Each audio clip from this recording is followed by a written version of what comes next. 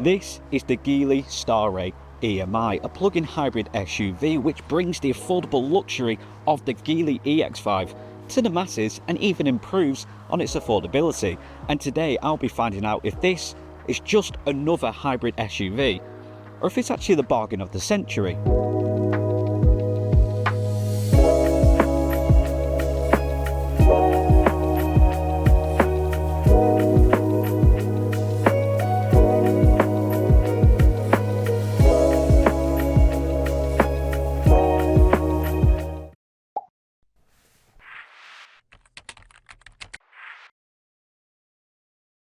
First off, let's talk design of the Starray, because on the face of it, I think it makes a good first impression. It's modern, it's sharp, it's clean, and that's not just because it's all sparkly new and it's been through the car wash, but I think it's a good looking SUV. Now there is quite a lot of similarities with the EX5 on its exterior look in terms of its body and its dimensions, but it's certainly a lot to differentiate it from its EV counterpart to give it its own naming right.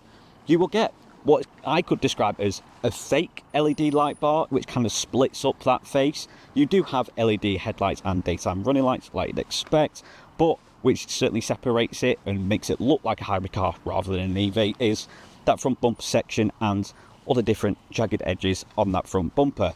You'll get 19-inch alloy wheels from standard. That's also seen on the mid and top spec, which certainly shows the affordable nature of the Starray, because this hybrid SUV actually starts from less than £30,000, and across the three trim levels it only tops out at less than 35 grand.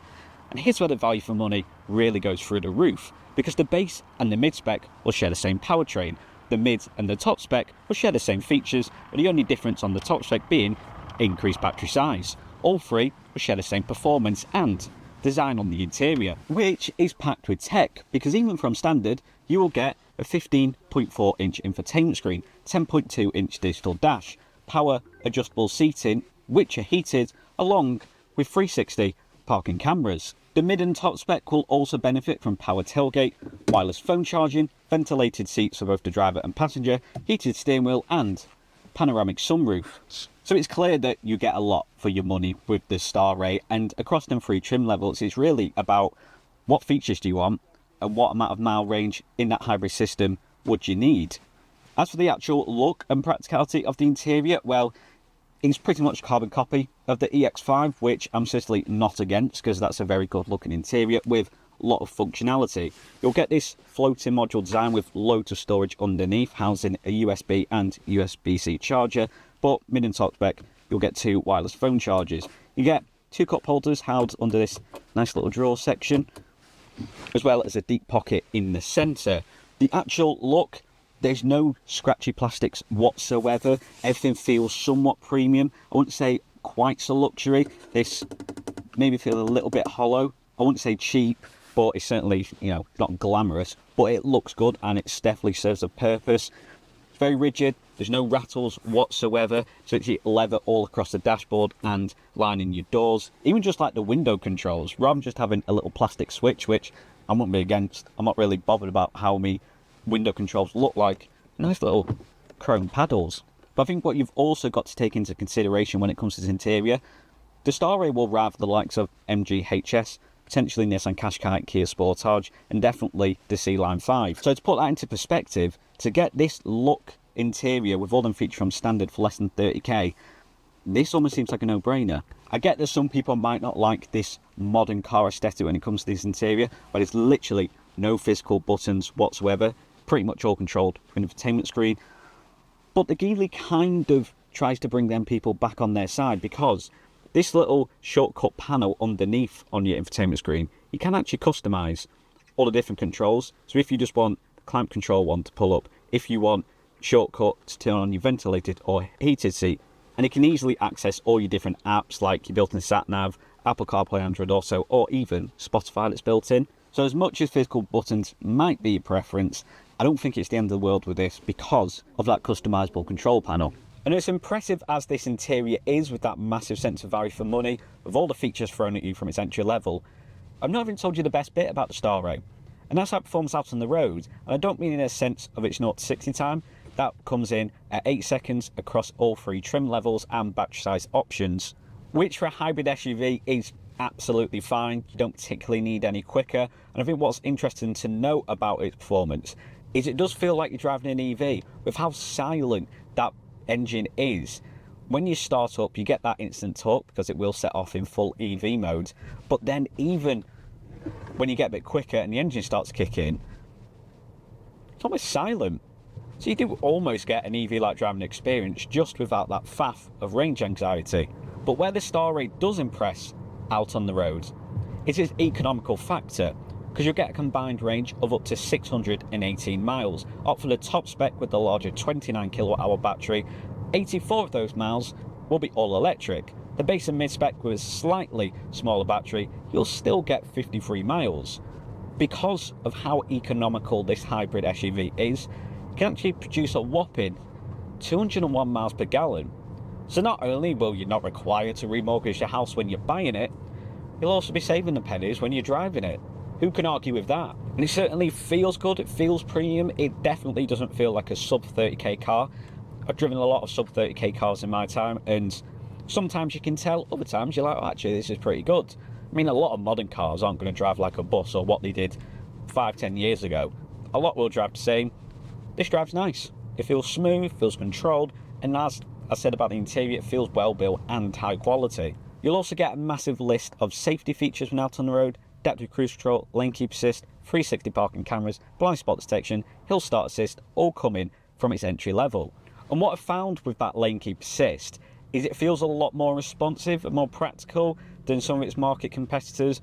Quite often with a lane keep assist, it feels like you're going 10 rounds with Mike Tyson and you're really wrestling the steering wheel, especially, God forbid, you decide to change lanes on a completely empty motorway without indicating, and all of a sudden you've almost done a 360 spin. Whereas this feels a lot more controlled. It quietly just brings you back into the centre of the lane, and if you're on sort of twisty A roads that has gentle bends, then it somewhat feels like this car drives itself. The way it just steering wheel nudges you back to the centre just makes for a pleasant driving experience. Infotainment screen is really responsive and easy to use out on the road. As mentioned, you can customise the controls at the bottom.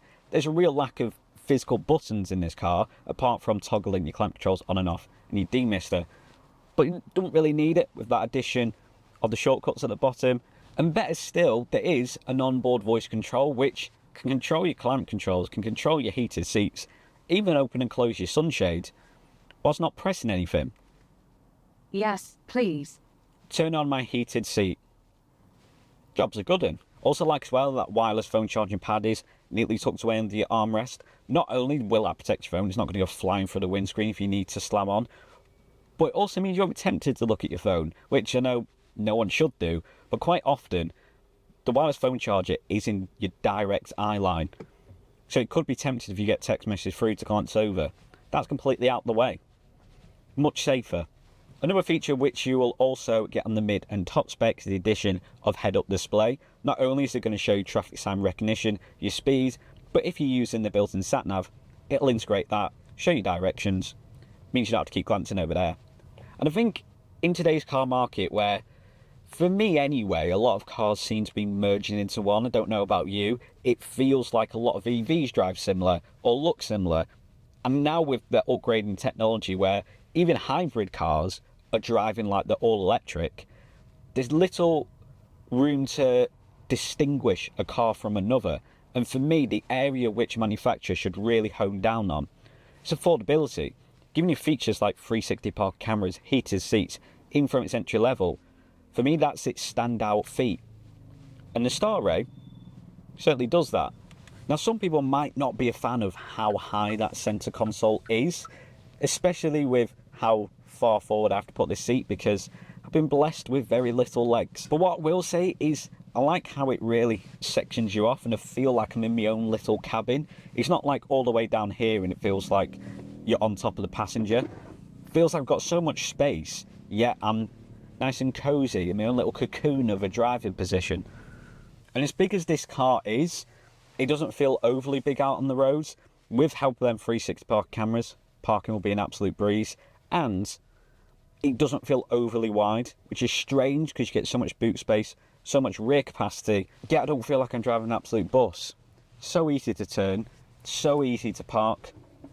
All in all, it's really good. And speaking of direct market rivals, if there's one area of the Starray which certainly propels it above its market competitors, it's its boot capacity. Underneath your power tailgate, you will get 528 litres of storage space. Drop them rear seats and you get over 2,000 litres. Put that into perspective, the new C-Line 5, around about 429, Ford Kuga, 420, even the Kia Sportage, you're going to be getting around about the same. And even beats top spec Nissan Qashqai's, which can house up to 504 litres.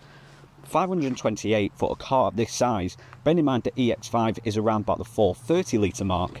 I think that's quite staggering, considering this is a plug-in hybrid, so you're going to get a combustion engine, twins with electric motor and battery. The fact you're still allowing for that amount of storage space, brilliant. Which just makes its rear seating that even more impressive. Got all that boot space and still leave for adequate amount of legroom, and better still, you'll get a completely flat floor, so middle passengers will still be rather comfortable. Adding to that comfort, you'll get rear air vents. Separate climate controls would have been nice, but beggars can't be choosers, along with USB and USB-C charger. Good amount of storage pockets in the backs of the seats and also in the doors. A little pocket down there, but you'll also get a fold-on armrest with 2 cup holders. Nice and sturdy, no limpage around here. Isofix points either side, design exact same as the front, so there's nothing staggering there.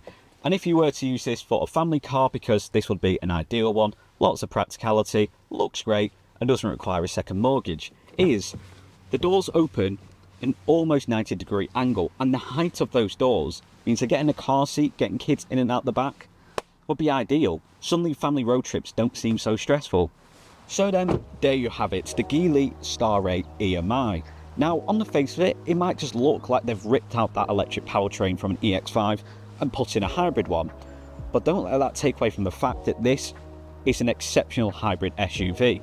Not only does it look great, interior is packed with features, but you'll also get an incredible economical factor, both in its trim levels and out on the road. Extensive mile range, adequate performance, and with so much practicality, this car somewhat seems to do it all. But if we compare it to its market rivals in the mid-size hybrid SUV category, are there going to be many that look this good, drive that well, for less than 30 grand? I'll let you decide. But if you want to find out more about the Geely Starray EM-i or even the Geely EX5, then contact Perry's Geely.